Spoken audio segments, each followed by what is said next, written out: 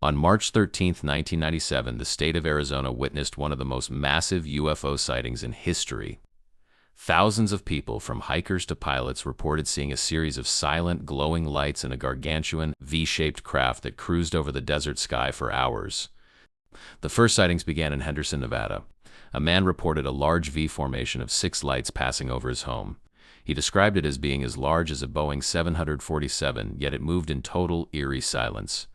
It was heading southeast, straight toward the heart of Arizona.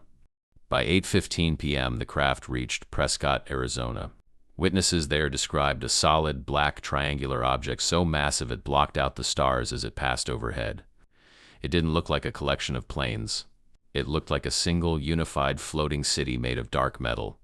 As the object reached Phoenix, the scale became terrifying. People standing in their backyards watched a craft that appeared to be several football fields wide.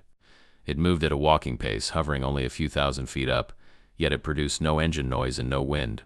The governor of Arizona at the time, Fife Symington, was among the witnesses. He later admitted it was enormous and inexplicable. Who knows where it came from? It was certainly not a flare, and it was certainly not any high-altitude aircraft I've ever seen. Around 10 p.m., a second event occurred. A row of 9 bright amber lights appeared over the Phoenix area. These were captured on video by hundreds of residents. They hovered in a perfect arc before disappearing one by one behind the Estrella Mountains, leaving the city in shock. The military later claimed the 10 p.m. lights were flares dropped by a 10 Warthog aircraft during a training exercise. While this explained the later video footage, it did nothing to explain the silent, miles-wide V-shaped craft that thousands had seen earlier in the evening. Flares do not move in a rigid geometric formation for 300 miles. Flares do not block out the constellation of Orion as a solid mass.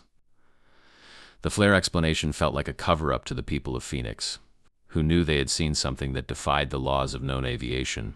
One of the most famous pilots to report the lights was actor Kurt Russell. He was flying his private plane into Phoenix with his son when he saw the V formation. He radioed the tower, but they told him they had nothing on radar. The giant craft was invisible to technology. The Phoenix lights remain a spooky mystery because of the sheer number of credible witnesses. It wasn't a blurry photo in the woods. It was a mass event witnessed by an entire state. To this day, the Great V of 1997 remains the gold standard for unexplained aerial phenomena. As the desert sun sets over Phoenix, many still look up, wondering if the giant will ever return.